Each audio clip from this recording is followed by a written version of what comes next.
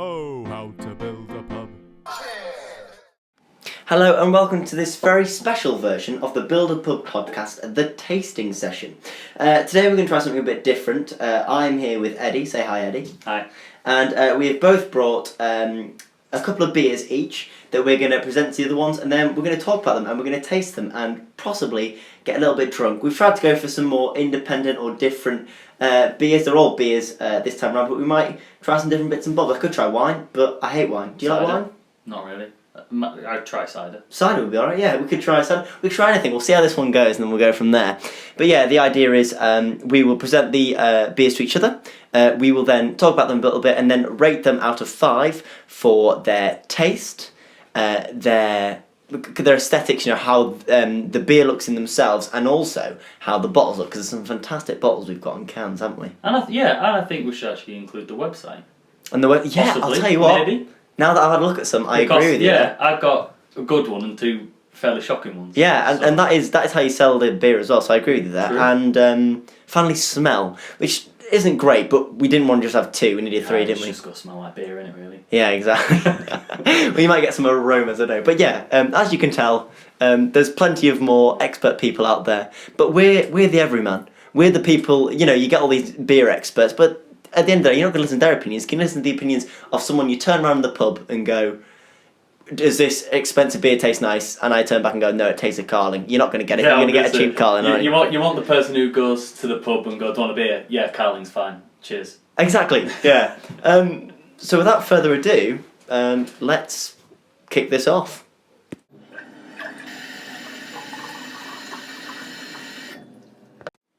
Welcome, Ed. How are you feeling?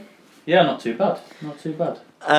So my guest today, as I've just said, was on one of the originals in the, what was it called before? Social Isolation podcast. You were the first. Who was first? You and Ola was first, but you and Ola kind of fashioned this whole podcast together. So thank you very much for that. Since me and Eddie spoke, there's been a bit of sad news. Leeds have been promoted to the Premier League. Yeah, but honestly, we're all feeling a bit emotional right now. Some of us quite happy, some of us Hell in yeah, tears. I'm happy. Are you happy with it? Yeah. What was the last game of the season? 3-0, was it or something? Do you remember We watched the Bruggen? Oh, bloody hell. Can't remember. It was quite interesting because we're quite polar opposite seasons. So we went from, I think, 20th to 17th. You pretty much remained first. Basically, you progressed quite up the table because Wigan went into administration. Yes. That's basically So thank you, corrupt football owners, for keeping Middlesbrough there. Yeah. And even better news, Calvin Phillips is in the England squad. Yeah, they're not here to talk about football, Eddie. Yeah. They're here to talk about beer. I don't give a shit. Sorry. It just makes me happy because Jack Grealish isn't. Yes, no, he is a massive wanker. That makes me feel a lot better. Well, if Maguire's not in for, well, I was about to say, if Maguire's not in for extortion and bribery, then, not extortion, in for bribery and assault, then Grealish shouldn't be in for drink driving. So, in a way, fair play, boys, get your acts together. So we're going to be trying some beers. Eddie's got 3 beers for me, I've got 2 for him, and we're going to rank them on, as I mentioned, just, bits and bobs, taste, smell, and looks, and then after that we're going to give them a rating, and then basically we're going to pick out the 6 our 2 favourites, maybe the same beer, maybe they're not. Also, as a little bit of fun, so Eddie's got 3, I've got 2, and then the last beer we've got, we went to France 2 weeks ago, feels a lot longer, and I got a random French beer that I cannot remember the name of. It's still in its packaging, and for our last one, we've done a lot of research into our own beers. For that one, we've done no research. We're going to taste it, and it's just going to be on literally those 3 things. And we're going to go, well, does it really matter about the kind of history of a drink, or is it just on the taste? That's a real test. But we'll see when we get to that. But first things first, Eddie, you lead us away with your first beer of choice. Yeah, so the first beer is from Meantime Brewery. Yep. Fairly certain it's in London because the name of the beer is London Pale Ale. Oh, fantastic. Just so you know, we also got some water to keep our palates cleansed. Yeah. So, first things first, we're going to go straight into a taste test, because that's the best way of doing things. Hello. Do you want to pour them for us both? Yeah, I can, yeah. And then I'll pour you mine. Remember, only get half and half. What percentage is it? Oh, God. And then, what's it say on here? 4.3%. Okay, we've got some heavy boys in there. So yeah. Well, I mean, this one isn't too bad. This is the thing nowadays. Back in the day when your Burton-on-Trent brewers were massive, your session beers were coming in at 3 point something, maybe 4%. Now this says session on it. Well, it's just the strength of a normal beer, isn't it? Really? That's a question I've got for you actually. I was doing some research into my beers as well. What is a session beer?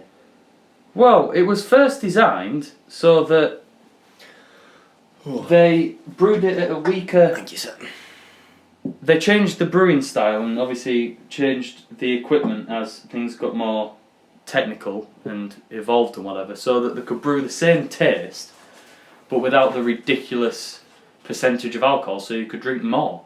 Oh, so literally like a session. Oh, okay. Yeah. I thought that was something compelling. Do you reckon No, that's why the session beers are always supposed to be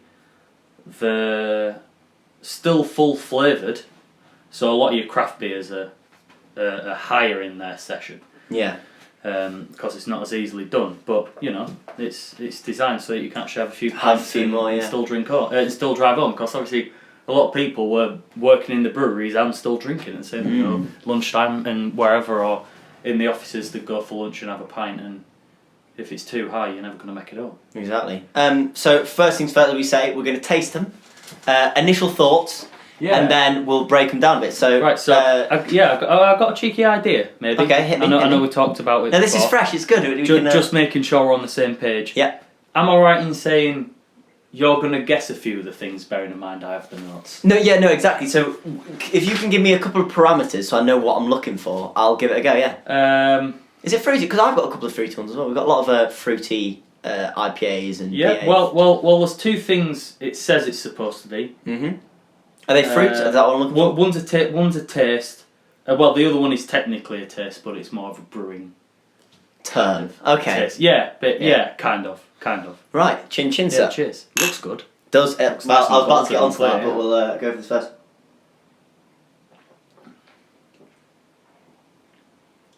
That's soft. That is smooth. Fucking fantastic. That is smooth as anything. So what was that? Was it Tennant I was drinking? When? In Devon. No, Tribute. So yes, just it reminds me. So I went down to Devon for a little while, and yeah, I did. It was great. And when I was down there, I tried. Forgot its name again. Tribute. Thank you. And that was interesting because I'm not a fan of IPAs, and that is a pale ale, right? It's not an. That was Tribute pale ale. Yeah. And so I was a little bit nervous, but I had it, and it was so smooth. And I'd kind of written off all Indian or pale ales as not my thing, but that really got me into it. And this is very similar, very smooth. I'm gonna say, and I'll be wrong, but honey's not one of the words you're looking for, is it? No, but it's just the colour though. Well, this is the thing. This is, I think, definitely comes under the whole looks. Now that we mentioned the website, yeah, it's a bit sparse. They don't give a lot of details about any taste, or they give the ABV 4.3%. They give a few things. They say it's a mixture of British and American hops. Mm. I mean, was hoppy one of the words? Hoppy is indeed one of the words. And is it taste? Is it? Yeah. Give me a little bit. So it's your taste. You're supposed to. Earthy? That's wrong. Not earthy. I tell you what, I can tell it's a session beer because it does go down very easily. You lose it straight away. It's fine. I must say, great start. You can kind of get the taste. It's just at the side of the tongue near the back. You know, I'm very much. I think all PAs taste of raisins, so I'm getting raisins.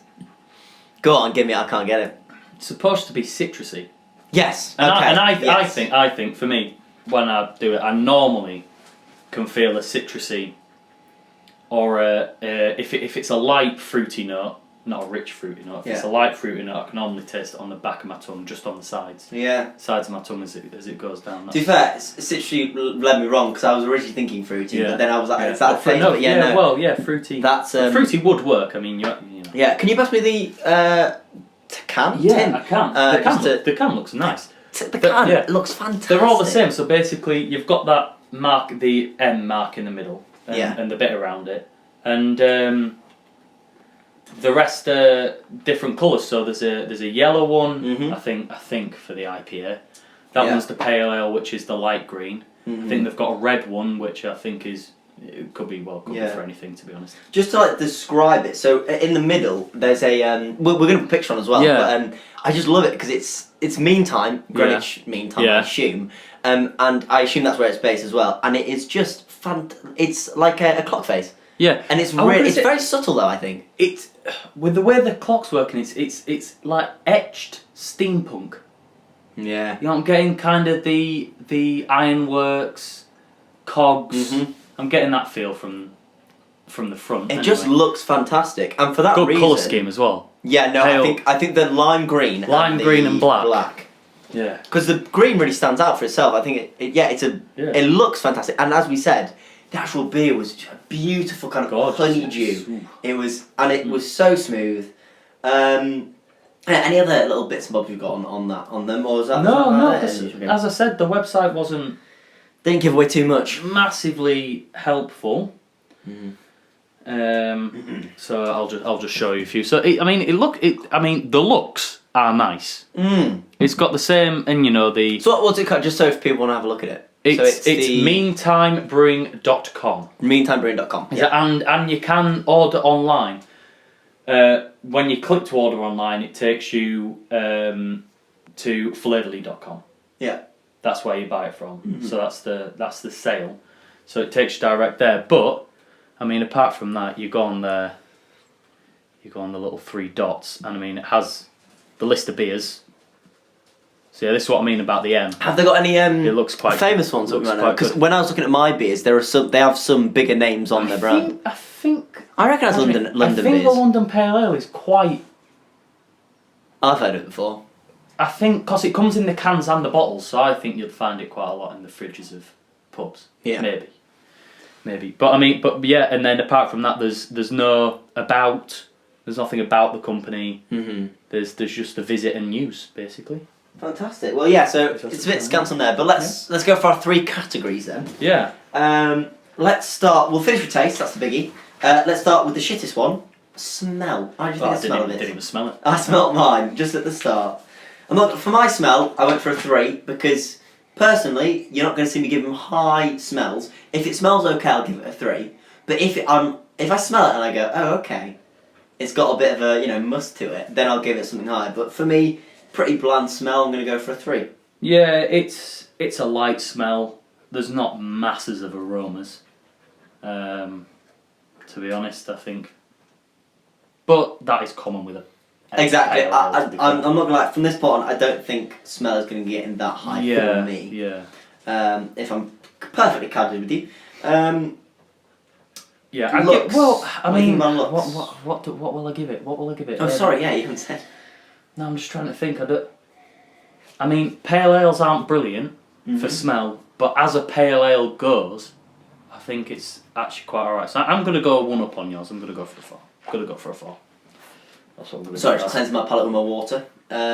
Also, now you've finished yours, I've also got another meter, which is a drunkenness meter, because we were getting through a fair bit, I would have said. And so far. And you have had basically finished off Goblin Room. So we'll go for 10. We can't carry on the podcast. At 10, the podcast ends. And 0 being sober. I'm at a solid 1.5. So it's hit me. I can feel it, but I don't feel drunk yet. But you know that warm feeling that all alcoholics. Yeah, I'll join you. I'll join you on the 1.5. That's another thing I should mention. Obviously, we're doing this in the safety of our home. We're being very careful. We know our limits, and we're not doing anything drastic. We're splitting the beers as well. So please do drink responsibly. You might even hear this added at the start because that's a very important thing to do. Yeah, and you need to warn about the foul language. The foul fucking language. Well. Yeah, no, I did. Actually, it was fucking great. It's true.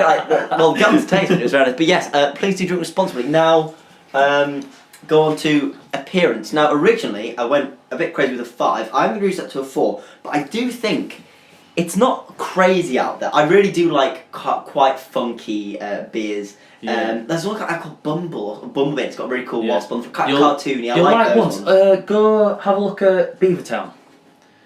Beavertown, it's London. Their cans, they're sold in most supermarkets, to be fair. Their cans are epic. Fantastic. I don't know who their designer is, but Christ, they are good. Yeah. They are seriously. We'll get it next time. But for this one, it's not about being garish. It's just beautifully subtle. I think it looks fantastic. Subtle and simplistic. Yeah. The fine detail, I think, is the thing for me. It's just I was taking pictures of them at the start so that you can see them as we're talking about them. And originally, I just thought it looked very bland, but it's the intricacy of the clock face I really like. Yeah. And I'm not gonna lie. Once again, there's only a certain amount I can give for subtlety because. I want it to kind of stand out a bit more than it does. It works, but you wouldn't pick it off a shelf, and I think that is something that, like, for me, if there's a shelf of beers, that's not the one I'm going for. But taste-wise, it's fantastic. Yeah. And also, as we said, in terms of the look of the beer, it looks brilliant. But for me, I'm going to drop it to a 4. Yeah. I mean, for the beer itself, it looked exceptional. Mm-hmm. The bubbles, the colour, the head, to be fair, when we first poured it. Oh, fantastic, wasn't it? Looked really good. I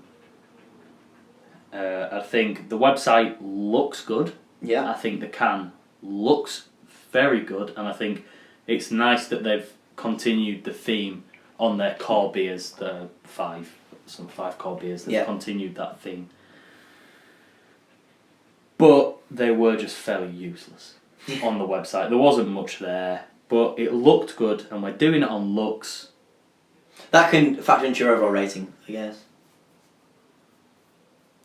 What, usability? Would that factor in on? On your overall, but no, for this one, yes. Yeah. Stick with looks. If it's got to be looks, I am very happy. I'm going 6, maybe 7.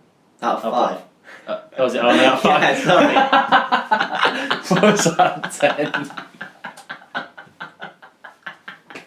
Would you like to recount your original 4? Yeah, I might have to change my 4 down to a 3.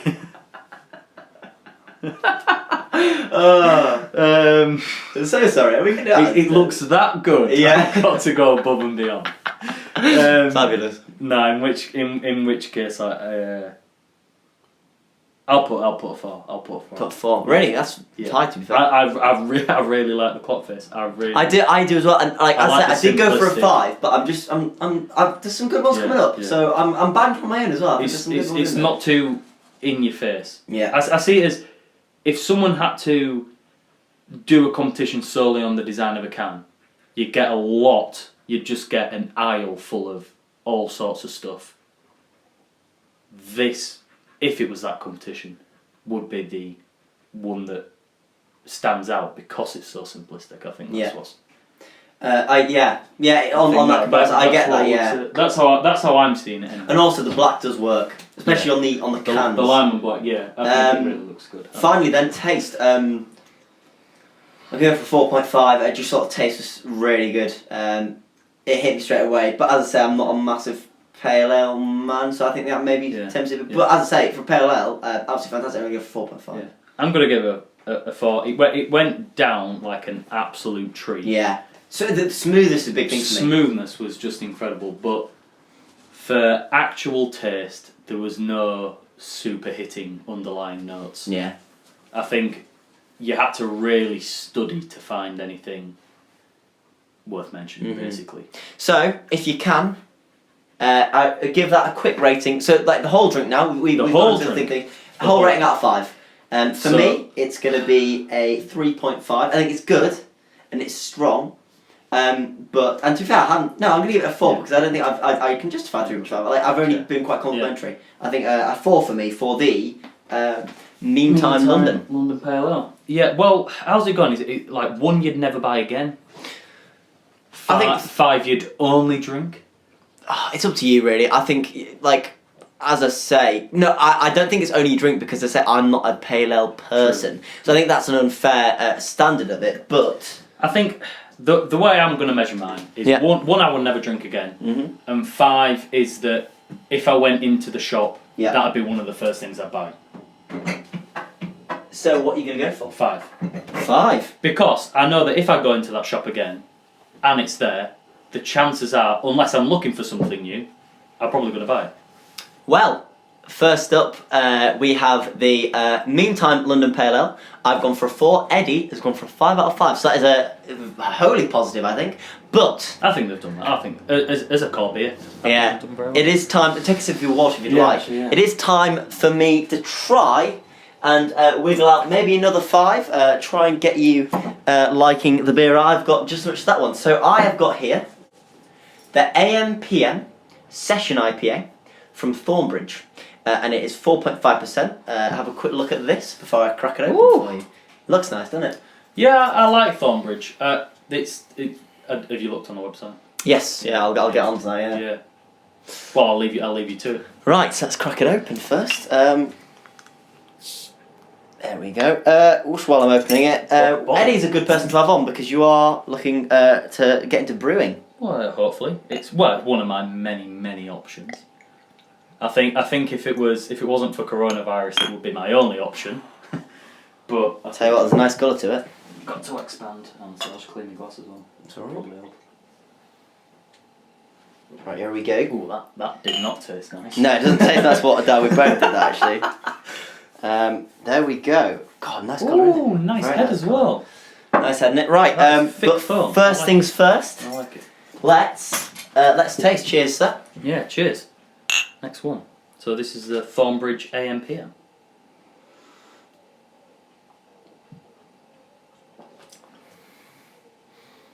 More to it. First things first. Take a whiff of that. That smells. That's exactly what I was saying about smell. I think that smell-wise, that is absolutely fantastic. But let's start off with some facts. So it is facts. a very recent brewery, 2005. Yeah, it is indeed. Crazy stuff. It was started by the two founders are Jim Harrison and Sam Webster. Only fair that we give them a shout out. Obviously. And they basically started it with 2 other people in Thornbridge Hall. Yeah. And they just started brewery kit and they went from there. Yeah. They're now. So think about this for expansion. 15 years later, they're in 35 countries. Whoa, okay, yeah. They've had 3 big extensions. They have blown up. It's pretty incredible. They're based between Manchester and Sheffield, just in between them. The base of the Pennines, Bakewell. Yes, yeah. And their biggest beer that I could find, and this is interesting for you, is the Shelby. They are the official Peaky Blinders beer brewers. I was gonna guess. I was gonna say is it Juniper? Juniper. The orange one. Yeah. I see that everywhere. I would say that was the biggest selling. But the AM/PM, the colour is exceptional. In fact, I might have to re-evaluate my original. Also, Ed. It's different though, it's an IPA, it's different. No, but it's an IPA. Because I hate IPAs. True. And I'm obviously a lover. Is a fantastic one. But I've got to get a little bit of a game for you as well, Ed. A game. So, right, here we go. 4. And I said, just to double check, in case the Thornbridge brewers are listening to this, if I do shocking, don't listen to me. If I do very well, potentially hire me. Yes, yeah, that's why we're here, to get Eddie. I did apply for these as well, because I got shot down, so, we move. Yeah, we move on. You're not Peaky Blinder enough for them. So yes, my game today is very simple. Okay. 3 very citrusy fruits. 3 are in this. Well, there's 4. Well, it says there are 4 flavours to it, but one of them is tropical. I think that's a bit unfair on you. Ooh, 3 of them are... No, there is 4. 4 fruits. So what are you getting from it? It is very citrusy, but not overbearing at all. Because I think citrus works in IPA because it's got the base depth. Well, it's from the hops. It's the bitterness from the hops that give IPAs. Just give it a perfect balance. That is super tasty. Go on then. I mean, I'm going to sound really intelligent. Total guess. Mm-hmm. You're saying citrusy. You're really trying to throw citrus at me, aren't you? Mm-hmm. I mean, I only know 3 citrus fruits. Go on. Lemon, lime, and orange. I'll tell you what. Closer than orange, tangerine. Tangerine. Oh, tangerine is one of them. But to be fair, it was on the website. Tangerine is a bougie way of saying orange. Yeah, basically. It makes it sound better. Satsuma. Similarly, small orange then. Nice website. I'll get on to, I've seen a couple better ones I thought, but it did the job. And also what I liked is our story. It's because I think with brews there's such history, and it's all about the independence. I think it's one of those British businesses that is still booming. It's still, Wetherspoon's another story, but it's not actually, because that's the pub, isn't it? Yeah, you've still got the independent brewers, and that's a fantastic thing. Definitely. So yes, 3 more if you can. Is that the only citrusy one? Yeah, no, but they're all tropical. All tropical. All tropical. Mango. No. Passion fruit. Yes. Yeah. 2 more. I could totally smell and taste that one. 2 more. I'm going to give you one of them because you won't get it. Guava. So there's 1 more taste. Think Guava. quite sharp. That's what I would say. Think quite sharp. That was, in fact, this is the only one I could definitely taste. But to be fair, I had them in front of me. But this is the one you haven't got is the one I could actually taste. You could taste it. But when you're looking, you can taste it. I think. It does taste sweet at the end. If you let it linger, it is. It's that lingering taste. Nice, isn't it?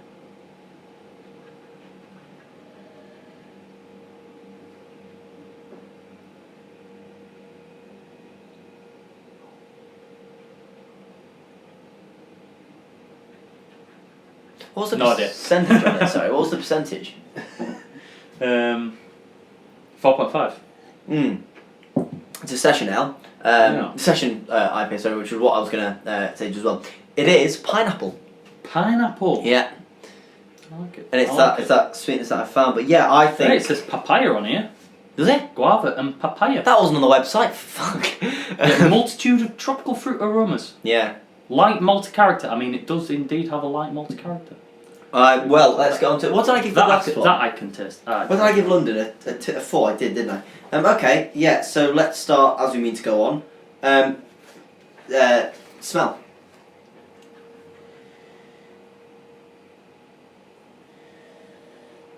I'm not going to go exceptional for the smell. Okay. I've smelled stronger IPAs. I've smelled differenter IPAs. I don't think you get any fruity notes in the smell. Do you not think so? I don't think so. I get the hops. I get the bitterness of the hops. I get a lovely little a scent of like literally. I think it smells it tastes. I think it really does, and not many beers. But I do. also have a shocking nose.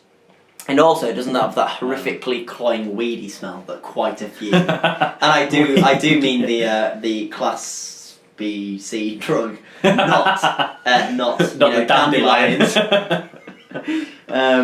So yeah, for me, smell is a 4. I'm gonna go 2 on that one. Really? But again, I'm just wrong. Obviously, my nose isn't exceptional. It's not worked for a fair few years. Yeah. Okay. Looks. I think their style, which I believe runs through their core range, because it's the same artsy fartsy, but just different colours. I think it's exceptional. Let's have another look. I really like it. I like the sign at the top. I like their badge. Yeah. The simple tee with the not quite coats of arms. It is coats of arms. Similar thing, and I love the. I don't know how to explain it. No, it's like the best way I think is carpet design. So in carpets you get kind of it's a bit paisley, isn't it? Yes, yeah. It's quite obscure. It's, as I say, we'll have pictures so you can see for yourself. Quite hard to explain. I think people will agree with that. It's beautiful looking. It really is. And as you say, like they could have gone for the kind of bland yellow, and I think the whole paisley-esque design. Yeah, I think really adds to it. I think it does look very refined. I'm going to give that a 4 as well. Honestly, the I think it's the juniper beer. The orange one is what drove me to apply for them. Jaipur, not juniper. Jaipur, the orange one. Yeah, that beer. On the website, Rich got me at uni, and that's why I applied to him. I just thought that tasted and looked incredible. But yeah, it's basically the same style that runs. What's the website name? Sorry, just swinging. It is thornbridgebrewery.co.uk.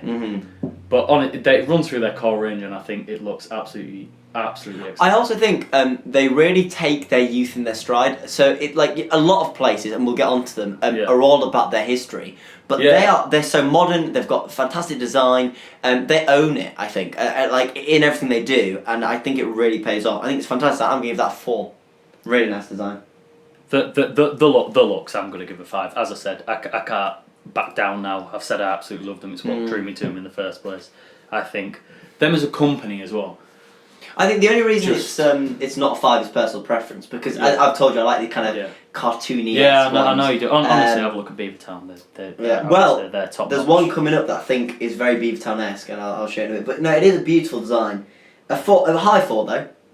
I'd say 4.5, but that might be getting a bit annoying. But it is a very nice design. I'm going to stick with 4. I think they're a really good, cool company, just in general to me. And I'm genuinely not trying to get a job here. I just when I researched them, I thought they were absolutely exceptional. Like the whole ethos and everything. Finally, taste.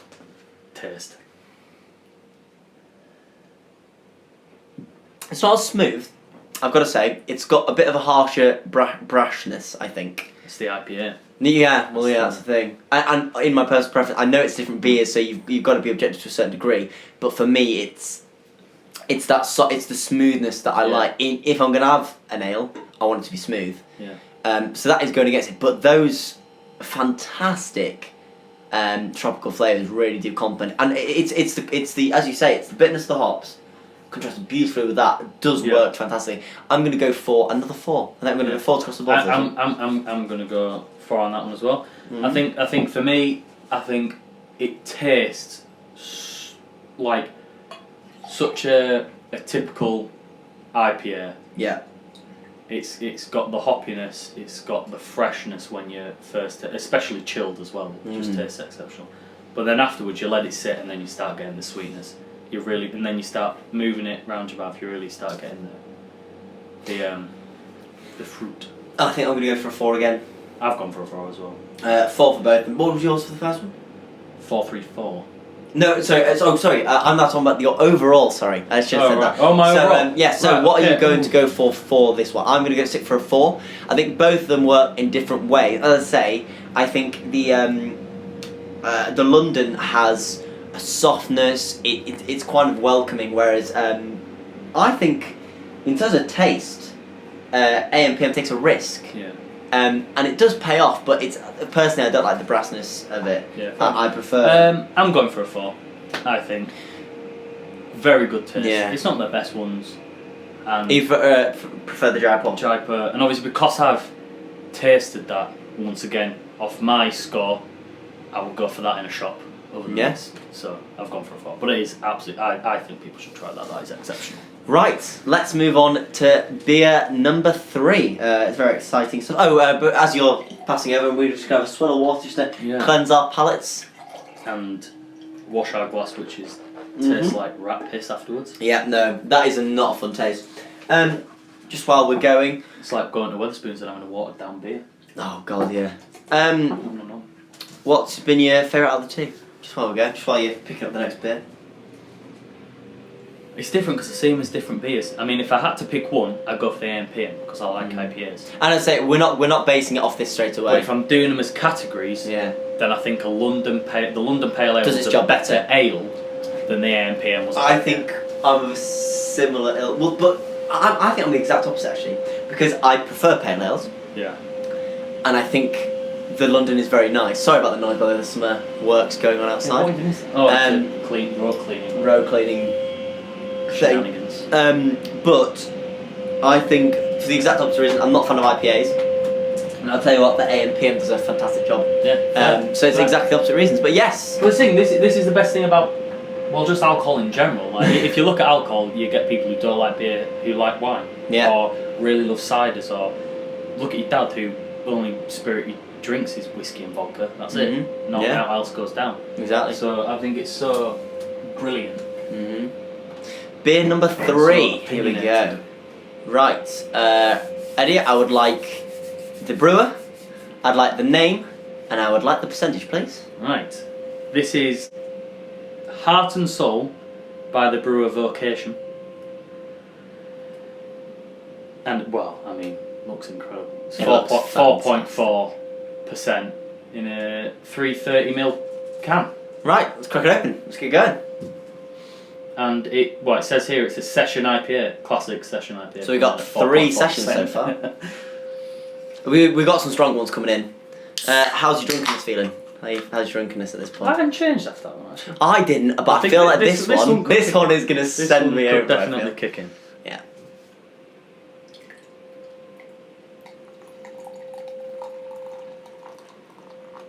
A bit paler, isn't it, than the other ones? Pale, yes, it is. Now that, my friend, looks like piss. Not a fan of the look of it. Nice head though. Done a bit more. Yeah, go on then, Bob's a bit more. In there.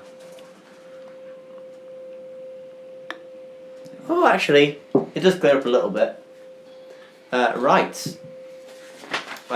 First off, let's drink. Yeah, Cheers to you, sir. Ooh, strong smell. Ooh, that is just strong.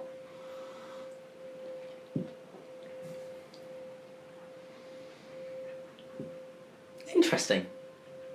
Personally, Yeah. to start with, I think they've tried too hard on that. Well, what are you talking about in terms of the brewing process or the The taste. design? The taste. I think. I have to agree with you on that, actually. I think they've tried to cram too much in. Funny, weird after smell. If you smell it, so you get kind of hit by three things. Then there's a weird lingering one as well. Doesn't smell amazing, if I'm honest.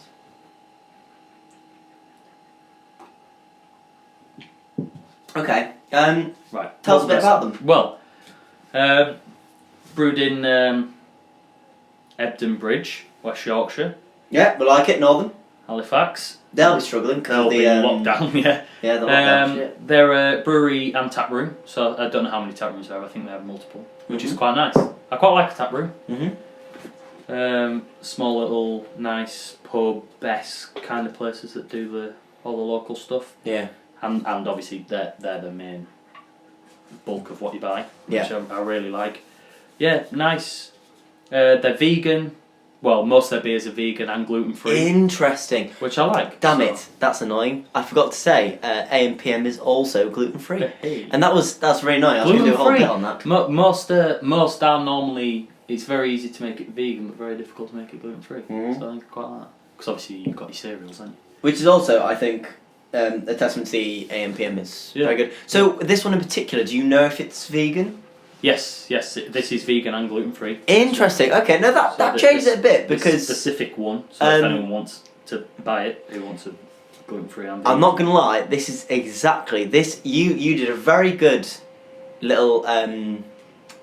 You described this very well, in the sense that you said it was trying to do too much, and I think when you're substituting, that is the danger because you're trying to make up. So you make it vegan, you make gluten free, which is it's hard things to do in the process, and then you're making up for it by putting in these quite strong flavours. And don't get me wrong, it is very drinkable, but I do feel in both the taste and the smell, you do get an aftertaste of things just bubbling over. And look, it's a bit cloudy. Like in terms of visual appearance of the beer, not amazing, but check out that can. It looks fantastic.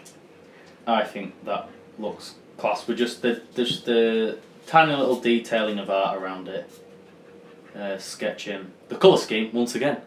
I think it actually does a better job on the colour scheme than the Meantime. Ooh, I don't know. Very similar ones. You've got. I just think the red. I mean, to be fair, it's quite hard to make the. And it's the grey on the top. It's because they've gone You're for liking the grey on the top. Yeah, they've gone for grey. Well, it's just grey it's black. empty steel can, isn't it? No, but as in on the integral design, it's got a similar kind of pays might be the wrong word, but it's very similar to the AM/PM in terms of the design around the outside, isn't it? Yeah. Just it's kind of just line drawings. Yeah. But it worked because I think, especially with the cans and like with these type of beers, like if your brand is your name, then that's what you want to do to add to it. As you said, I think design is one of my favourites, possibly my favourite. But then you look at the beer itself, and it looks like a beer in a Edgar Wright film, in one of the Cornetto trilogy. When Simon Pegg. Sean Penn. Simon Pegg goes, what's that pub called? And we'll go down to the Windsor for a pint or something. And so this all washes over, and he drinks a disgusting piss-looking pint. And this looks exactly the same as that. Unfortunately, it is hazy. It's hazy, yeah. Whereas the other ones have really strong, rich colour. I just don't think it works. Yeah, but brew with US West Coast hops. And got a lot of fruit. Yeah. And whether this is true or total bullshit that they've just put in. Yeah, go on, tell us.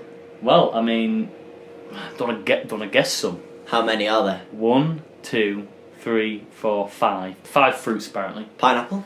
Pineapple is 1. Passion fruit? Passion fruit is 2. Lime? Wrong. Orange, but orange Wrong. alternative. I started so well. Yeah, only because you copied the beer. Honestly, copy one more that I said and you've got another one. Oh, guava. No, that I the said other before. No, that wasn't in the beer, but I said before. Lemon. They've got it wrong. Lemon. No. Something in passion fruit. Oh, mango. Mango is one. Yeah. I'll tell you what, I get the mango. I think that's the after I don't like. It's just, I don't think, yeah, holy shit. Now, smell it again. That is mango. It smells like, what's that mango drink called? Jetua. No. Arizona. No. Can't remember now. I'll wash it out. Yeah, no, it's a little blue drink that they sell in places. Yeah, and then grapefruit and gooseberry. I mean, I don't know what grapefruit or gooseberry tastes like, so I couldn't really pick. Grapefruit's quite sharp, and once again, that might be one of the tastes that I'm not enjoying. Ah, right. Hang on a sec. Here we go. So this adds to the look, and possibly the taste. To be fair, this beer is unpasteurised and unfiltered. You can tell it's unfiltered. Yeah, I think. may contain sediment. Semen. Sediment. Okay, sure. Right, so now we need to warn about sexual natures, don't we? I'm not gonna lie. I think it's difficult because I understand what they're doing. They try and do it organic. They're trying to cater for different audiences. They're being very modern with it. Yeah. But unfortunately, it's too much. They're trying to be, vegan, unfiltered. Once there are reasons for all these things, unfortunately, and I know why. There are health benefits to not doing them, but you're drinking a beer. Okay, that's not exactly the healthiest thing in the world. So yeah, you started from the wrong foot. Exactly. So I think I understand what they're doing. I think there's a definite market for it. Like who are we to say they will sell very well? But I just think it's too much for me personally, unfortunately. I think. Well. First of all, I think it shows what drink this is. Sorry. Simply by their taste notes. Like you don't need 5 different fruits. No, you don't. I mean, well.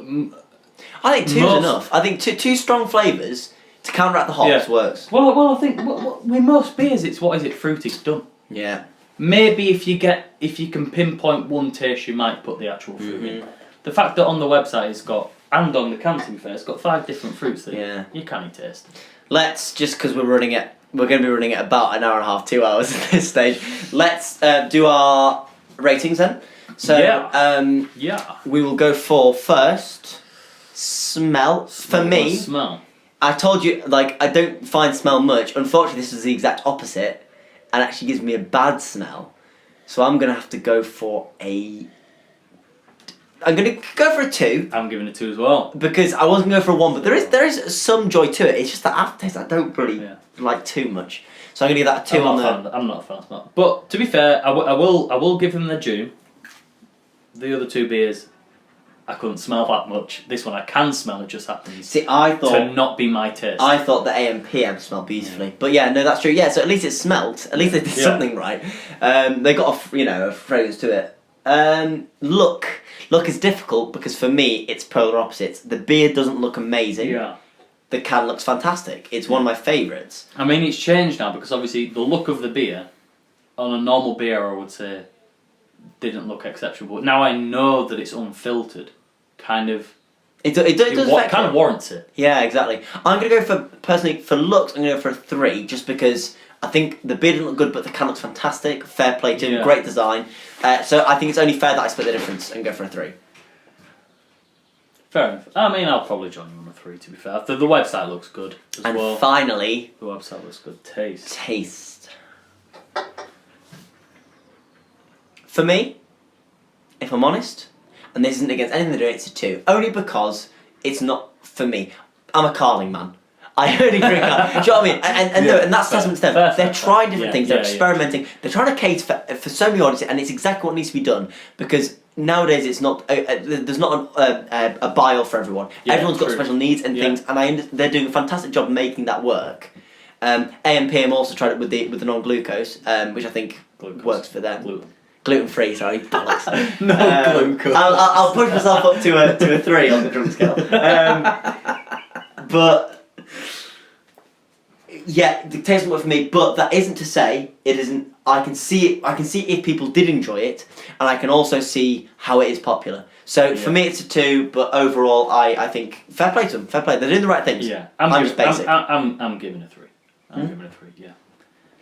It's not the worst thing I've tasted. So, overall ratings. And once again, just so you guys know, we're not doing it off like, oh, we gave a 2 and 2, 3, so we're going to give it a 3. It's because and also, you know, taste is it's taking everything into account, because taste means a lot more to me than smell, for instance.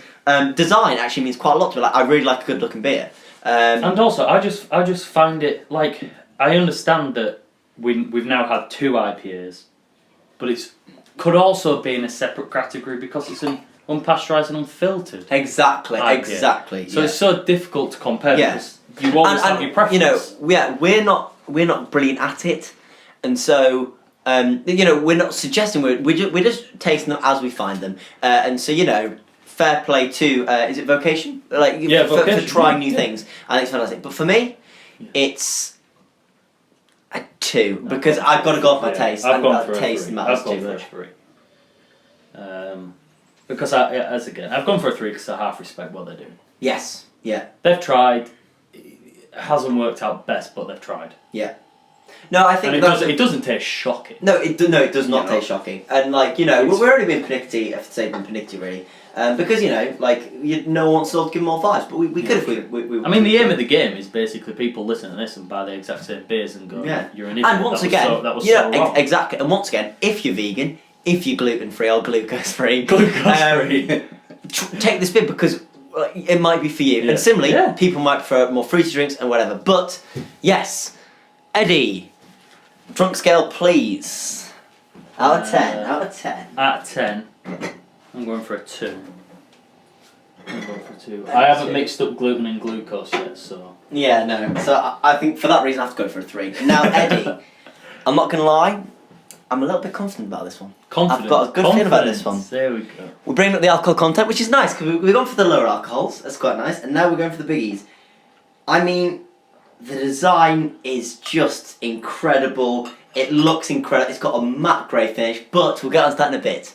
Eddie, for you, I have Beardo IPA. Beardo, that's it. Beardo IPA. It's a 6%er. Is Beardo the? And the brewer is company. Robinson's. Oh no, the name is Beardo IPA. Oh yes. And it's a Robinson's. Oh right, I get you. Yes. So let's crack out this bad boy. It's a bit confusing on the bottle. But. Yeah, I know. Yeah, it doesn't really have it on there, but here we go.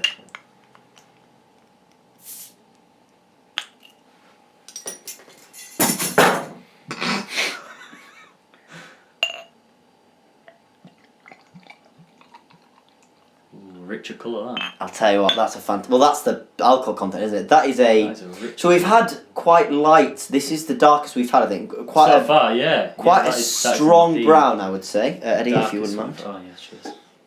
It's very dark. Please check out all of these brewers and tasters. It looks fantastic, really. I fully understand it's your podcast, but me as also a listener, when you do this with other people, I will be tasting, buy the same beers just to be able to taste them with you and can understand what you're getting at. On that note, cheers. Cheers.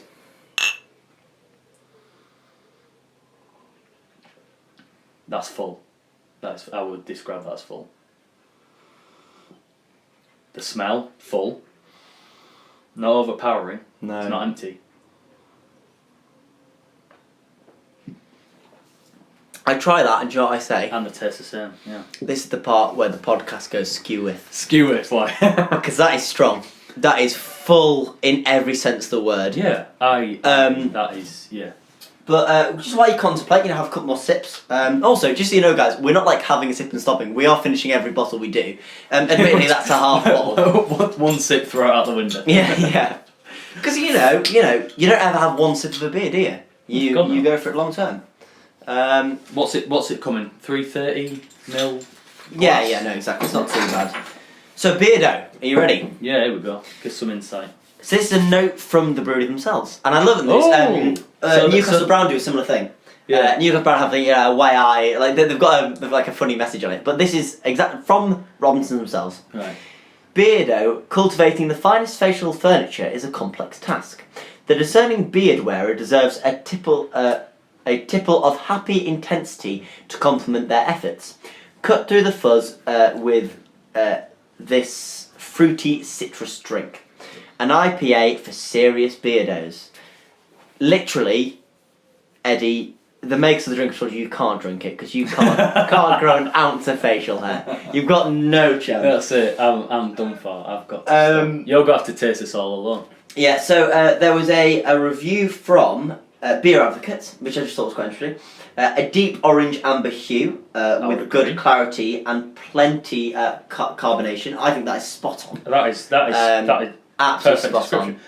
It's got like a red tinge. It's so dark. Yeah, plenty. Well, the only thing I could possibly disagree on is the carbonation. I won't say that's plenty of carbonation. I think it's quite easy to get carbonation and thickness mixed up because it's so thick. I mean, I think if there was more carbonation, there could possibly be a bit more head. Or the head would have lasted longer. You'll know what this is. Robinson's, Scotland's brewery. Yeah. I've got a lot of time for these guys. They've put a lot of effort into their website. Fantastic website. Highly recommend that everyone research it. I don't have it on me. We'll put it in the description, but I assume it's just type in Robinson's Brewery and it comes up. I think website. I think we should tag. I'm gonna try. I'm gonna try and contact them all. I'm gonna try and maybe not the guys I dissed, but they were good as well. But they've got a fantastic website. They've got a picture of all of the top people in the business in a pub. One of them looks exactly like John Henderson. It might be John Henderson. I don't know. But they have the largest hopnik in the world. Eddie, what's a hopnik? Hopnik? Yes. Do you know what it is? I have no idea. Should we search it? Hopnik. Where? Well, it's either where they farm their hops. Oh, so like a hop farm. Yeah, like you would like a grapevine. Yeah. But I genuinely thought it was a hop vine. Oh, okay, yeah. But I don't know. It could be where they store or. Yeah. Well, let's have a look. This is looking shocking for my CV. No, I can't read all the words I've written, which is before I even had a drink. That's it. So it's based in Stockport, and they have over 260 pubs, inns, and hotels within their circle. I think it's a huge company. As I say, guess what year it was founded, Eddie? It's old. I'll give you that clue. Old. Like. Yeah. I mean, it's not going to be less old. How old's that? 1600. 1200. Oh no. Okay. No. If that's old for you, no, it's not. 1800s. Yes, 1838. Ooh, it has been brewing in the 1800s. For 182 years. It's the fact that they went through both World Wars and part of Napoleon. And the French Revolution. Yeah. And the American Revolution. And it's still brewing. It's the Civil War. It's the same guy. He's just sat in a wheelchair, just brewing away. Just while Eddie was such hopnik, a couple more facts. They have 2 beers.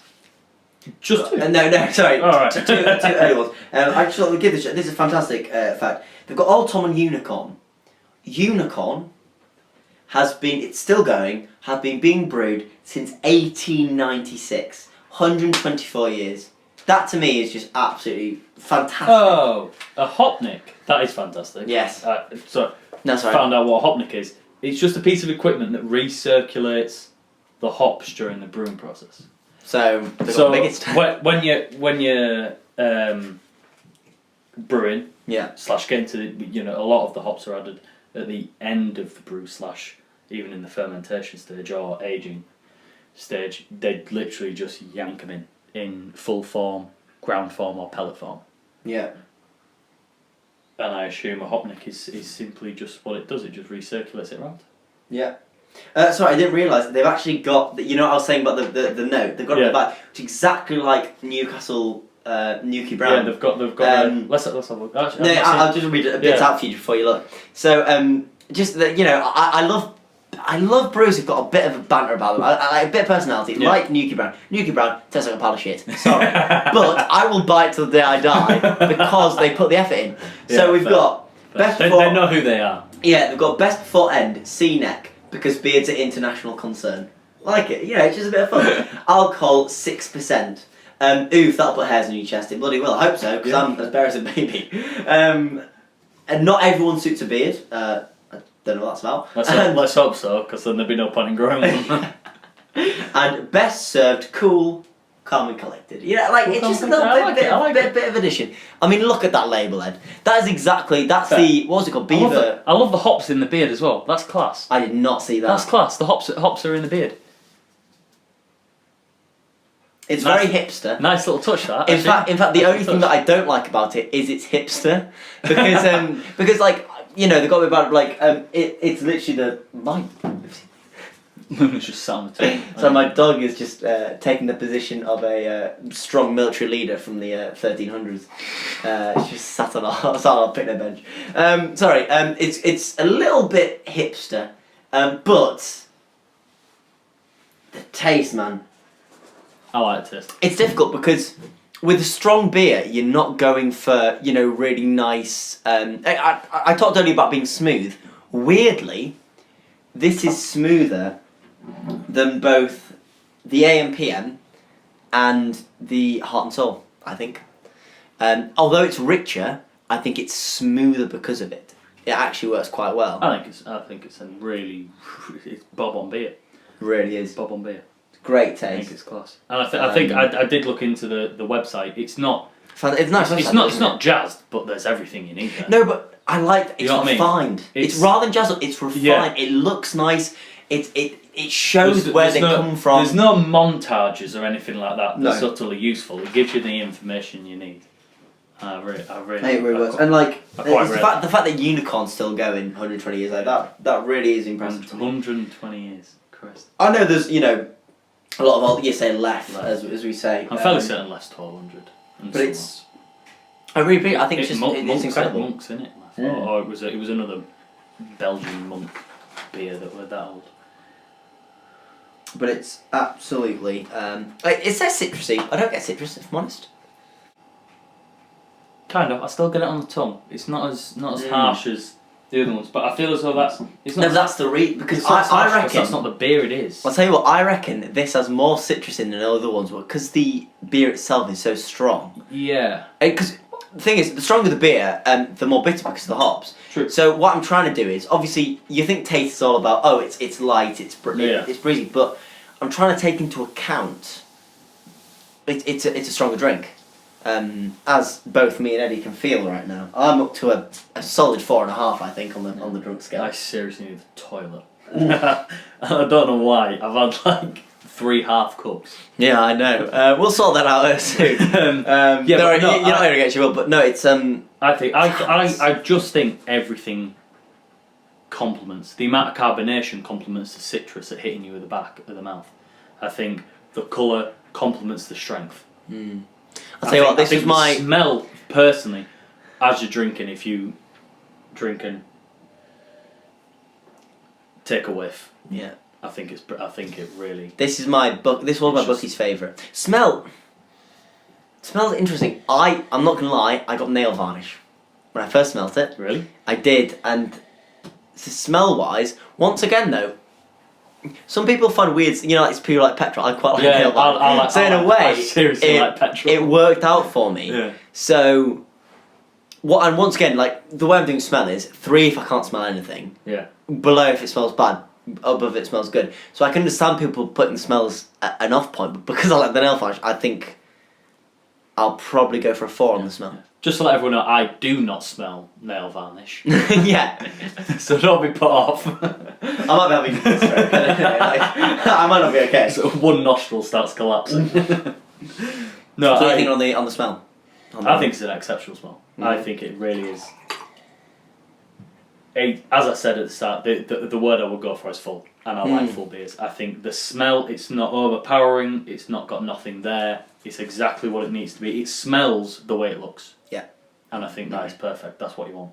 Or you either want it to smell the way it tastes or smell the way it looks. For me, I don't want anything in the smell that I'm going to get nowhere else.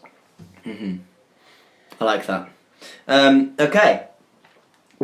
That's exceptional. Oh, how to build a pub. Okay, we had a slight fuck up. Basically, is the mic on this time? The mic is on this time. Brilliant. Oh, this is so frustrating. So, me and Eddie have been talking for about 20 minutes and the mic hasn't been on, which is good because we've slowly but surely got progressively more drunk. So you're hitting us after 5 beers. I think we left you, we started talking about Beardo, so we're going to go back to Beardo. Sorry if we repeat ourselves slightly, I'll try and sort that out in the edit, but we're going to go for the ranking of Beardo. I think we talked... I think we touched a couple of it, but just quickly, let's go over the Beardo stuff, and then we'll do the Innis go in more depth. So, back to the rankings, we might already touch this, but quickly, what do you go for the smell of the Beardo? I went for a 4. A 4? Yeah, because for me, it smelled what it was supposed to look and taste like. It was, I thought the smell wasn't overpowering. I thought it was absolutely cracking beer. Once again, as you've probably heard, I thought it was a little bit like nail varnish, but for me that worked, so I give that as 4 as well. Yeah. Next up, we have taste. I gave it a 4. I think I gave it a 4 as well. And yes, that was it. Sorry, just because I'm so sorry if we have missed out again. For me on the taste, it was because I'm not a fan of quite heavy drinks, but it really worked out well for me personally because I thought, I'm trying to kind of balance my thinking on it. That made no sense. Just in case anyone didn't hear, he went.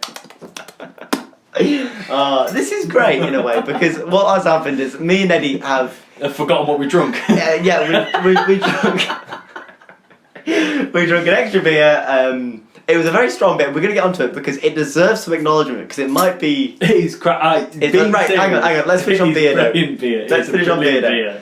Okay. Beardo, taste was a 4. I gave it a 4 because I'm not a fan of strong beers, but I tried to take myself back, and as a strong beer, I think it works. So I would have given it a 3 on my personal preference, but I think as a strong beer, and after talking to Eddie, I'm going to give it a 4. Eddie? I'm giving it a 4 because, personally, I've never drunk that much of an amber IPA, and it was exceptional. I thought it was brilliant. Fantastic. And finally, look. So, Eddie, you go first, because you mentioned something that I led on to. You what? The name. So basically Eddie said, if he can't remember, because it was a good point to make. He liked the design of the bottle, but it was the name. The name is Beardo, so they made the logo of a beard. Yeah. So there is not much creativity there. Sorry if you want to. Yeah, true. And I think I also hinted the fact that it is on a bottle, and bottles are harder to customise than cans are. Yeah. And I think that you really need. I mean, it genuinely just has a face on the front, but it works. Yeah. For me, I think it really works. And for me, I don't know if anyone's heard it because I don't know where we are, but the website is exactly what it needs to be. That's the sum up. That's Robinson's, isn't it? Robinson's looks fantastic. Yeah. And the colour. Sorry, it's the colour. Yeah, look, amber. It was beautiful. the beer itself. Such a clear amber beer. Fantastic. A few carbonations, etc. Yes. Yeah, exceptional. So, I ended up going, as me and Eddie have already discussed, I went for a 4, a 4, and I went for a 5 because Eddie brought my opinion of the bottle itself down to a 4. I wasn't originally giving it a 5, but I understand his point because, Beardo, a guy with a beard. Yeah. But then the colour of it was absolutely fantastic, so I brought that up to a 5. Overall, I gave it a 4. Eddie, what was your overall for Beardo? I gave it a 4. Fantastic stuff. Overall. We then talked a bit about. We're just going to recap. Do the rankings? Recap what we've got so far. So for London Pale Ale. London Pale Ale, I went for a 4. I went for a 5. For AMPM. AMPM, I went for a 4. I went for a 4. Heart and Soul. 2, but I appreciate what they're doing. Yeah, I went for a 3. And the Beardo IPA. We've just said 4. 4, yeah. Yes, but for me it's a high 4. It's a strong one. But now, let us get on to what me and Eddie have just had a fantastic chat about. I'm finished. Which I'm finished, which is why we're in the state we're in. Eddie, treat this as if we just got it. So the bottle is. So I'm just going to go really close to the mic and go. That's me opening the bottle. Yeah, I'll just kind of blub, blub, blub, blub as it goes into the glass. So this is Innisgun, the brewery, and it's the beer Blood Red Sky. It's a barrel aged. It's a rum barrel red beer, coming in at 6.8% ABV. Okay, so what were your so let's talk about our first thoughts when we drank it. So we're doing this in hindsight. For me, it had a really strong smell to it, and I immediately said to Ed, which I can't prove, but it's true.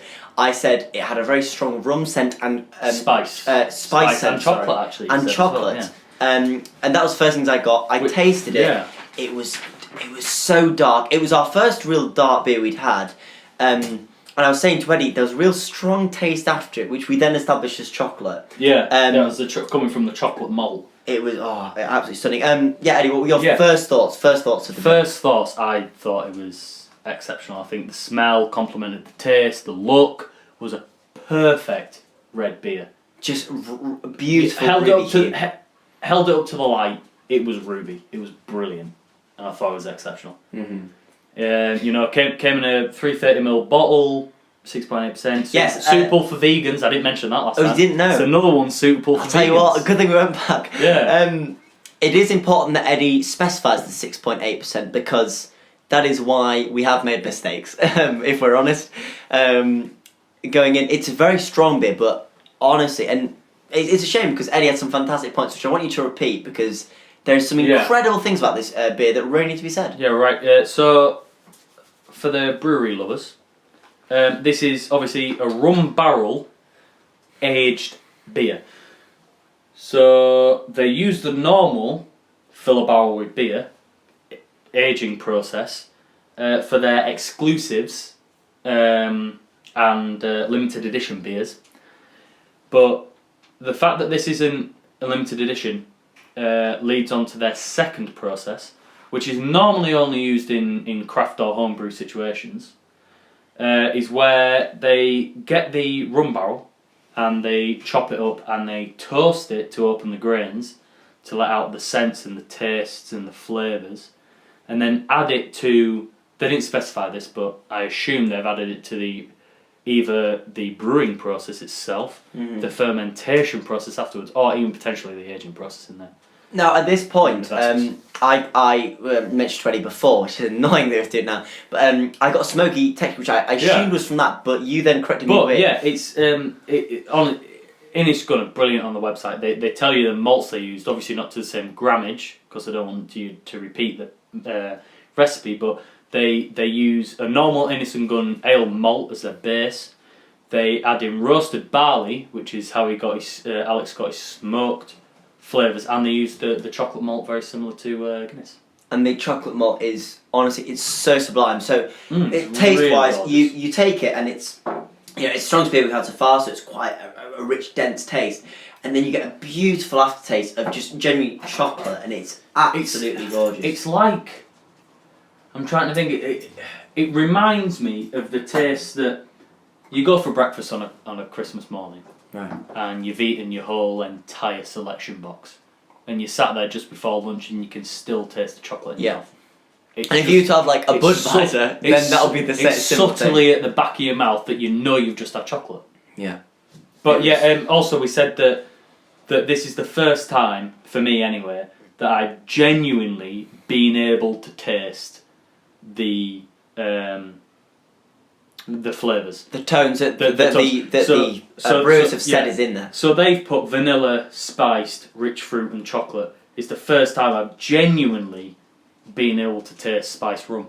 I can actually taste it in that beer. As I say, like I managed to say to Eddie, it's so annoying because I was so clever and I missed out my stupid podcast abilities.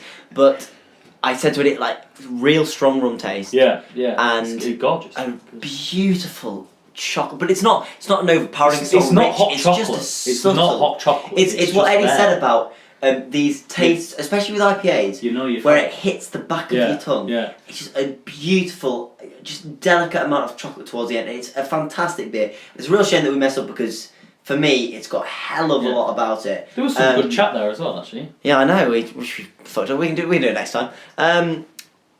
Have we thanked?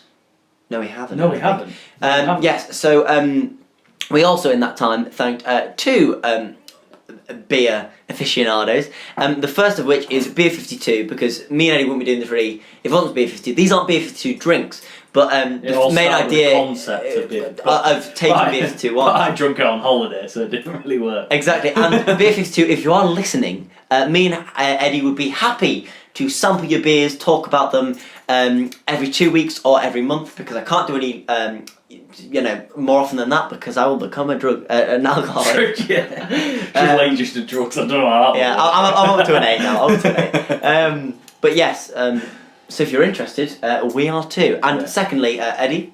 Yes, we got these beers, I'm fairly certain. So it's, it was £4 for Heart and Soul and the London, and for the 3 bottles it was £5. All from Wine and Spirits. In Thirst. Mountain Thirst. I'm fairly certain it's a. It's definitely a northern brand. Yeah. It's a northern chain. And I'm not sure how nationwide it is. Yeah, and as I said to Eddie, to me it was like if Beer 52 was a shop. They've got so many different brilliant ales, lagers, wines, pale ales, spirits, wines and spirits, as their namesake suggests. They genuinely have it. The only thing that they didn't have, I once asked for Sun and Comfort, and it was because they ran out, not because they didn't have it. Yeah, they've got an incredible collection. That's the only and time I've asked for something and they've never had. They have creme de menthe. That's the sort of, like, there's genuinely just everything. It's also a big thing about it is that they support a lot of. Well, I don't know if they do, but it seems like they support a lot of local brewers or independent brewers, because they have such a collection. It's not the classic. You won't find. Well, you'll find the big boxes of Carling and Budweiser, but their main sale is their independent ales and things. Yeah. It's really fantastic. What I love about Wine and Spirits is when you go into a supermarket, you get the big pallets of your Budweisers, your Fosters, your Stellas, whatever, and you get your racks of small independent breweries. Yeah. When you go in there, there's genuinely one pallet of whatever they're selling that day of Budweisers or Fosters. The shelves are just stacked. The main aim is absolutely promoting. stacked. Yeah. There's multiple. You walk in, the first fridge is all these craft cans. We got craft cans. We got all of our fantastic. I mean, to be fair, I'd heard of the Innis and Gunn. But apart from that, I hadn't heard of any of these brewers. It's fantastic, and they're really promoting them. So all we're trying to say is exceptional. Go there or Beer 52. Yes. So now though, big time talk. Let's get on to, as we say, the fantastic Innis and Gunn. First on appearance, we talked about the bottle. Obviously, you missed it. But first up, they're the only bottle, to have indentations into the glass itself, which once again is kind of showing they're one of the bigger companies. You know, they have the ability to do so. If I'm honest, it's simplistic because they're not about the style of it. It's all about the taste. So I'm going to give it. I genuinely think it is about just the taste. But for this category, you've got to take into account both the colour of the beer and the bottle. For me, whilst the bottle is lacklustre at best, the beer is so beautifully red and just a deep dark colour that I'm going to give it a 3 overall, because I think the beer itself really balances it out. What about you, Ed? I also gave it a 3. I think, fairly similar reasons to you. I think the bottle itself is very much a bottle, but the colour was perfect. Absolutely, perfect red ruby ale. For me, it's either that or it's the London, because I think the London just it looked like nectar in a bottle. Yeah. For me. But then, as we say, I think the ruby, this one was just beautiful. And then I mean, let's get out of the way. The taste. Oh, so have you done smell? Sorry. No, I haven't done smell. No, quickly on smell. It smells as it tastes. Yeah. As me and A said, we could get the tones before we taste it, which is the only ones really that we got. Yeah. Apart from basic citrus on some of the other ones. I put 4 because I'm gonna give it a 4. The smell incredible. Yeah. Smell absolutely. And finally, then moving on to taste. I mean, for me, wow. I love beers that surprise you, and it really surprised me because, as I say, Innis Gun for me, it's a bigger brand. I know it's lager. It's quite basic for Scotland. The only time you think it was a bit different is because if you're not from Scotland, because it's not massive down here. But it's not massive at all. Actually. For me, the taste was just incredible, and it was just it really caught me by surprise. And it was the fact that I got that beautiful richness at the end. And I was like, Eddie, what is this? I think it's chocolate. And for me, for that reason, it's a 5, which is fantastic taste. I put 5 as well. Yeah. Just wrote it down. So what are you saying overall? I went for a 3, 4 and a 5, so I think it's only fair that I go for a 4 overall. 4 overall. Yeah. I think it's annoying because I have to... So frustrating. Because their website as well is unbelievable. They give you so much information about themselves. The barrel aging process. They have a page about it. The tasting notes. They are, like I was saying. They have 5 different things on their website about each beer. They have aroma, the malt, the taste, the hops, the finish. Yeah. They give you so much information. It's brilliant. But the problem is if I didn't know who they were, I wouldn't go and buy it. I wouldn't look at it and go, I would like that. So that's the thing. We talked about. We use this analogy of the shelf in the shop. The shelf in the shop. For me, I see the Innis & Gunn. It's frustrating because the appearance really does not sell the uniqueness of the flavour and the taste. Yeah, I would agree. It's the best tasting one I've had. I think that's fair to say. Is it an IPA? Is it what it was? No, so it's just a beer. Just a beer. But it's so rich. So if we were taking the off the shelf test, it really, in fact, I think it's the lowest. Yeah. It's the only one. It's the one I would least pick. And I put Meantime London Pale Ale as 5 because whether drinking it or not, I'd buy it. Yeah. That would be the first one I'd buy. But yeah, so now we move on to the final, the surprise final drink. Here we go. Drink.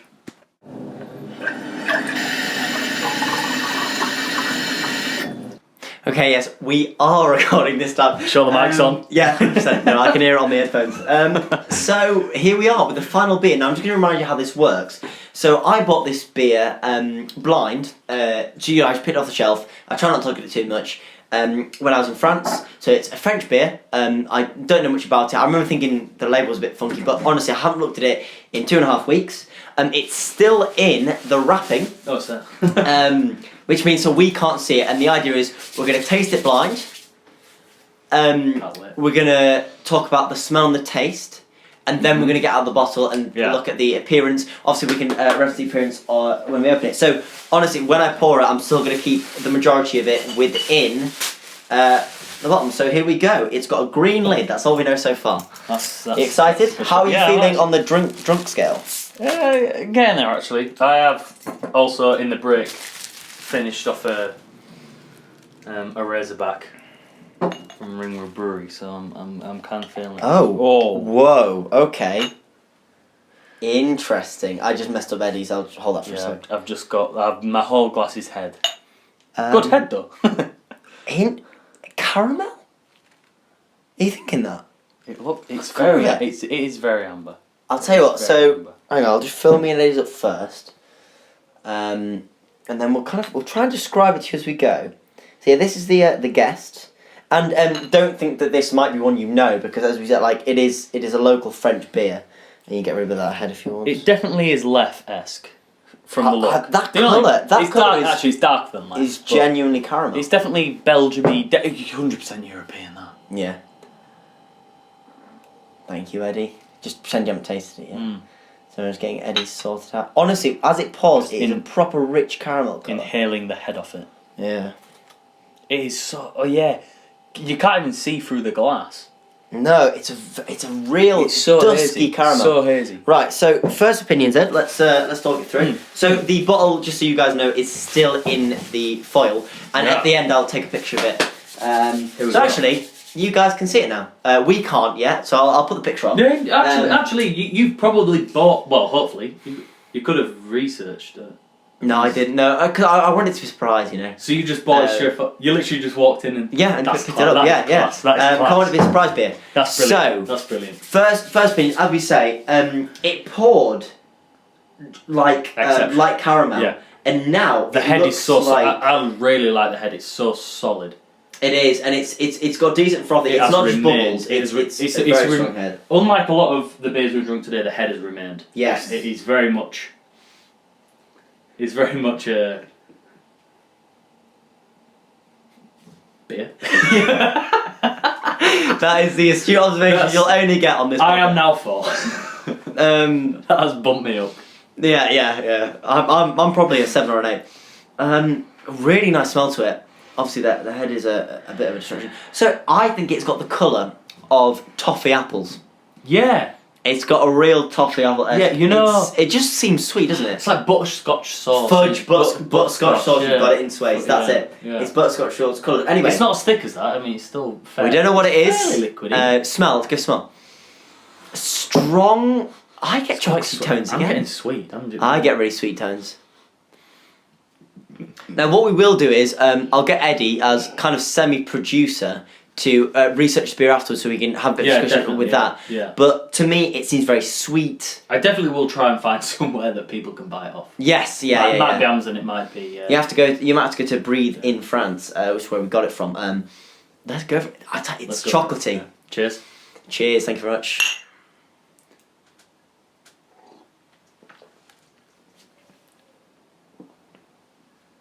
That's nice. I'm liking that. I need a. Once again, it's not chocolate, but it's that confectionery aftertone. I really get on that one.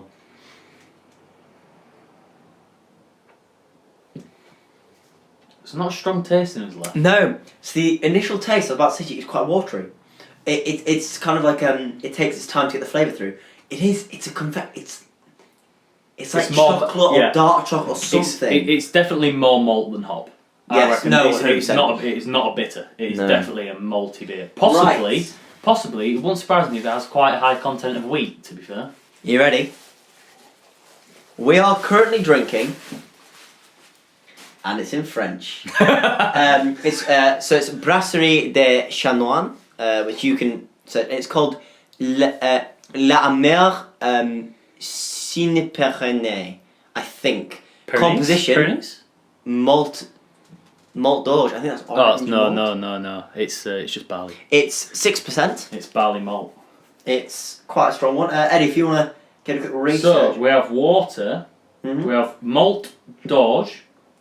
Don't know how you pronounce it, but that is barley malt. Okay. Houblon is hops. And I've no idea what levure is.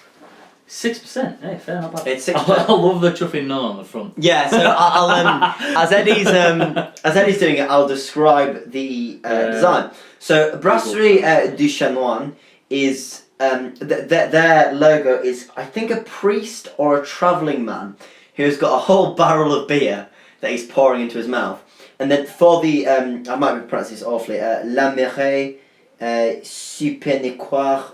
I think I might be getting that completely wrong. Yeah, you're getting that wrong. It's a nun, a very angry-looking nun, holding a flagon of beer. It's very simple, so it's only got a front label. Actually, it hasn't got. It doesn't tell you what's in it. Yeah, there's not. So French to English, how do you spell levure? Which one? Sorry. The one under. Levures. In fact, guys, Levures. We're just going to quickly sort this out. That's easy. Okay. So we're going to do a quick bit of research, and we'll be right back with you. Oh, how to build a pub. Okay, yeah, we tried doing research. It's all in French, so we're not too good. The best one to ask. But yeah, Eddie, what have you got? So the website is brassierduchanoine.fr. France. Yeah. I'll put that on the YouTube, etc. Yes. Listeners. They've got a few beers. It genuinely looks like someone's shed. So fair enough. Let's have a look, sorry. I mean, literally, look at the back. It's literally... Jesus, yeah. I feel as though it possibly could be a local vineyard, maybe, and someone's added a little bit of extra. But I mean, very, very small, which in a way makes it better, I think. It definitely shows on the bottle. Yes, yeah. There'll be few people who've drunk this in the world. No. That aren't French, anyway. So for this reason, we can really just... It's got 30 litres. 30 litre... Oh, a brewing. A brewing capacity, which is... Not big, is it? Absolutely sod all. I mean... So okay, off the back of this, what we'll do is we'll base it solely on the drink itself. So let's go through our three factors. Smell-wise, it's got quite a pronounced smell, but it's nondescript. I couldn't tell you what was in it, if I'm honest. It kind of smells medieval. Yes, yeah, it does in a way. As I mentioned earlier, it has got a chocolatey scent to it. That might be off the back of the Innocent Gun, admittedly, but it does have something to it, I feel. Like it's something, as I said, confectionery was the first thing that came to my mind. Yeah. Label-wise, very simple. Obviously, you guys will still see funny that though. podcast. I love it. I love it. It is. It's cartoony. It's the most. Yeah. I was asking for cartoony. I got it. Admittedly, I think it works. Yeah. Did you get it from a supermarket? No, from a proper. From just a random shop. A wine shop, and they had a couple of lagers outside. That's pretty. So that's really kind of as authentic, as French, as local as you can get, really. Yeah. So like, I'm happy with the choice. But yeah, as I say, it's got a nun. We'll try and find out a bit more about them, but in a way, it is quite fun just to do off the cuff. Yeah. So, smell, I'm going to give a 3 once again. Doesn't do too much for me either way. I'm quite happy with it. I'm going to go 4. I think it's quite full as a smell. Full smell. It's the fullest I've smelled, possibly. No. It's definitely for the amount I can smell. It's definitely up there with the Beardo IPA and Blood Red Sky. So I'm going to have to give it a 4. Give it a 4. Fantastic. In terms of the logo, as I say, it's got that fun cartoony vibe to it. It's very local, and the colour is genuinely that of butterscotch and caramel. It looks fantastic. For that, I'm going to give it... It's hazy, it's gorgeous. Beautiful colour. There's no clear bubbles. It's so full of... The drink itself is full of carbonation that it needs no widget at the bottom. I also feel like it would be non-filtered. Oh wow! It looks very, very... yeah. It looks... Grassroots. It looks a bit homebrew. It does. It definitely looks a bit homebrew. But in a way, I think it really works. There's no sediment. No. So there's got to be some form of even sock filtration. There's got to be I think it looks absolutely fantastic. I'm going to give it... 4 up there. I'm going to give it a 5. Fair. I think in terms of the bottle itself, I'd give it a 4. Yeah. But the colour is a 6 in my eyes, so I'd really give it a 5. It looks absolutely exceptional. It goes like even it's so dark in the middle, like the outsides is so light, but it looks. And as I said, the head held. It looked honestly sick. The head did hold. Finally, so I've gone for a 3 for smell, a 5 for colour, or how it looks. Taste. If I'm honest, the taste let me down slightly. I got really excited by the colour of it. I got a bit ahead of myself. I think a 3. I think it's quite polarised. I think it looks fantastic, and it's an average beer. It looks fantastic, but it's an average beer, in my opinion. Sorry, it's an Indian Pale Ale, by the way. We found that out as well. I mean, it's apparently it's apparently Indian Pale Ale, but I mean, it says Indian Pale Ale. It has very limited ombre artisan ale. It had very limited information on the thing, but yes, for me it's a 3. What about you? I'm going for a 4, just because I do like the main continent's beer. Mm-hmm. I really like it. So, overall ratings for this beer by itself? I'm going for a 4. I think for the size of equipment they have, that is a cracking beer. Yeah. And you've got to take this into account. For me, I'm going to cheat my own rules. I'm going to go for a 3.5. I don't think it quite justifies a 4, and I also think that's helpful in the separating of it. But it's better than a 3. It really does a good job. So, with that being said, we have now tasted all our beers, and it's now we're now going to go to the deciding stage. So yes, hang about, and we'll do that right away.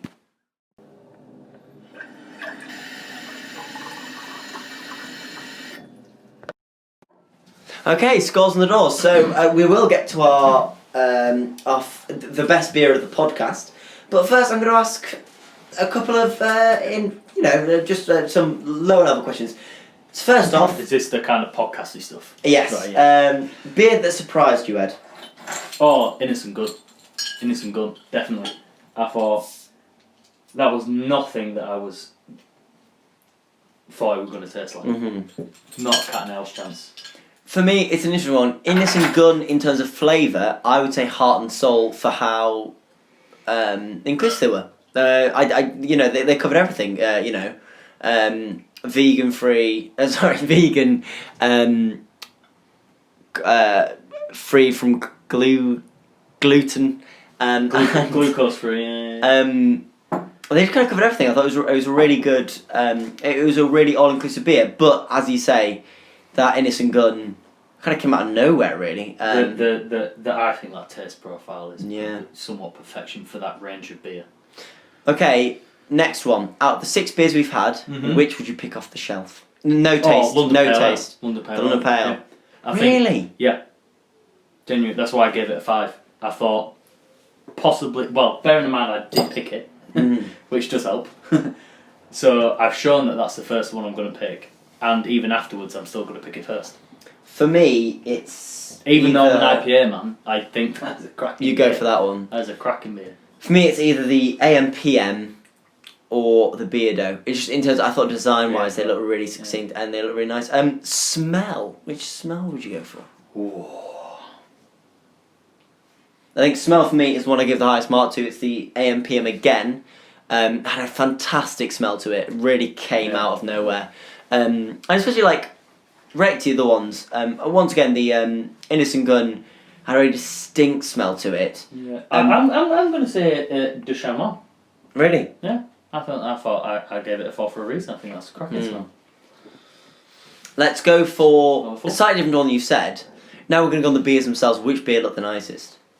I think for me it's the De Chamois as well. Honestly, it looks like you should drizzle it over a dessert. It looks absolutely fantastic. True, but for the beer that it for what the label describes, personally, it's got to be the Bledwood Sky or the AM/PM. I think the AM/PM. Really? Looks, bottle, style, the beer itself, I thought looked incredible. I thought the Beardo also looked very nice. I'll just give it a quick shout out. And similarly, the London, it just had that real. I keep going back to it. It's the honey. Yeah. It was the lightest beer we had as well. Yeah. Which obviously affects how we're looking. Next up, nicest tasting for you.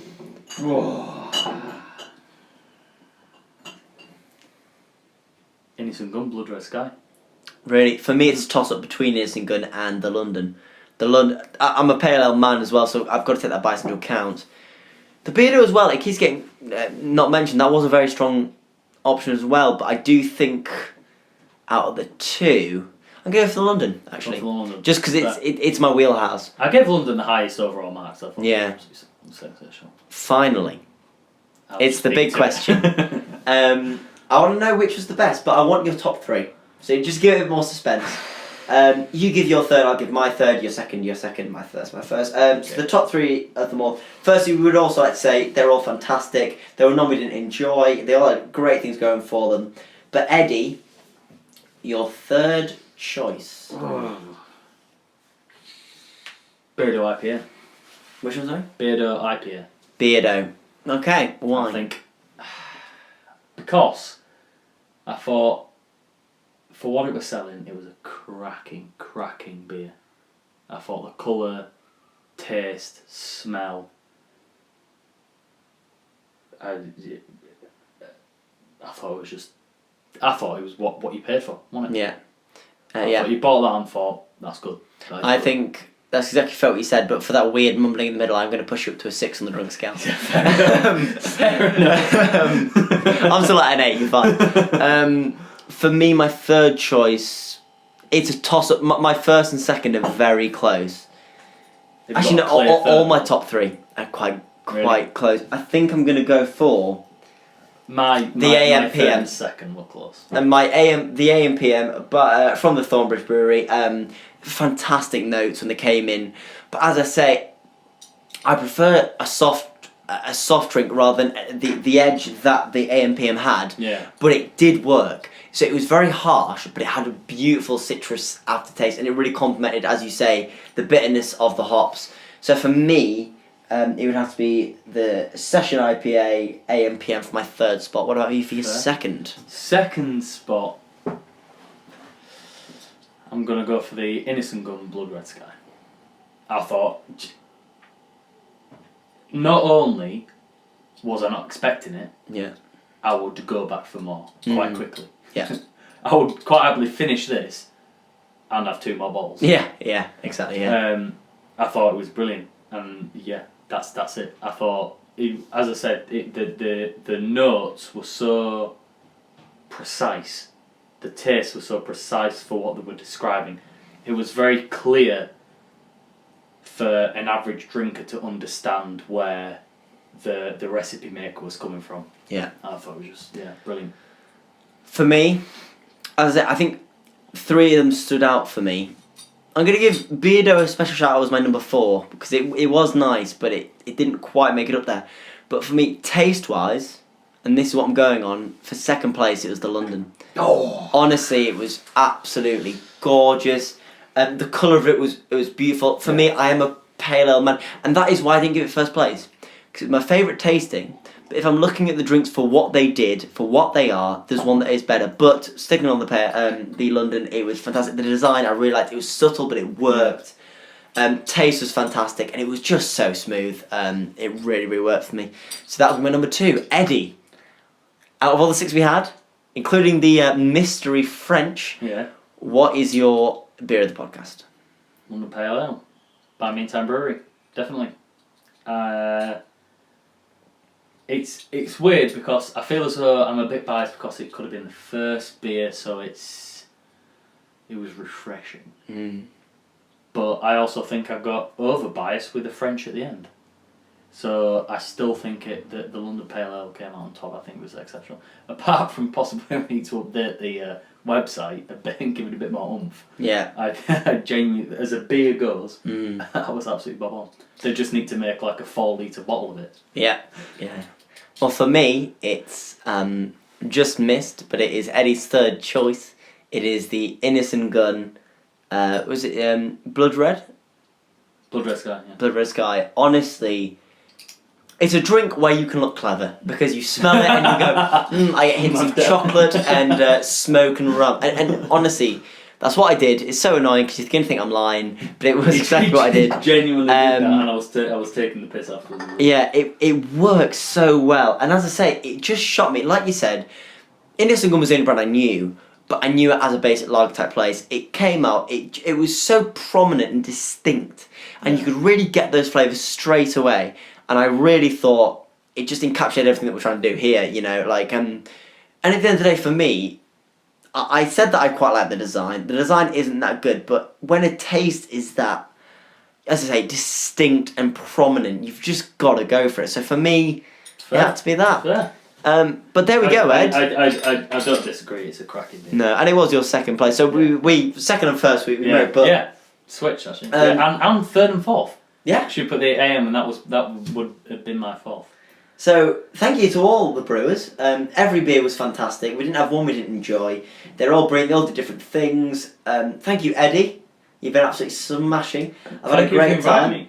Don't thank me. I messed up the recording. But honestly, it's been great. I should take over. And you'll see us in a month because we'll be doing this again. It's absolutely fantastic. Yeah. Well, actually, you said that. What date is it today? When's your Beer 52 coming in? 10th. So we can do another. We'll be recording on the 10th. Admittedly, these podcasts are about a month behind. But you get the idea. Yeah, we'll. Thank you, Eddie. Thank you for listening. And it's a bit different. I hope you enjoyed it. And really do sample the beers that we've tried because honestly, genuinely, we're putting the links on for either the website itself or the places you can buy them. 100%. Seriously, give them a go. Whether you're listening to this or not, just give them a whirl. Yeah. Agree, disagree, comment. tell us that. Yeah, tell us we're wrong. Tell us we're idiots, and this is why. But honestly, it's a big thing at the minute. With COVID and the recession, we're really just supporting our businesses, and brewers are such a tight-knit network of money that's coming through. We need to be supporting them as much as possible. They're really trying to keep independent brewers going. They're trying new things, being experimental. They're trying to make things that make you happy. They're trying to make things that you enjoy. Yeah. So if you take anything from this, as well as the fantastic conversation and the finishing drunk levels of Eddie at a... What did you put me at, 6? So I think you're a 7 now.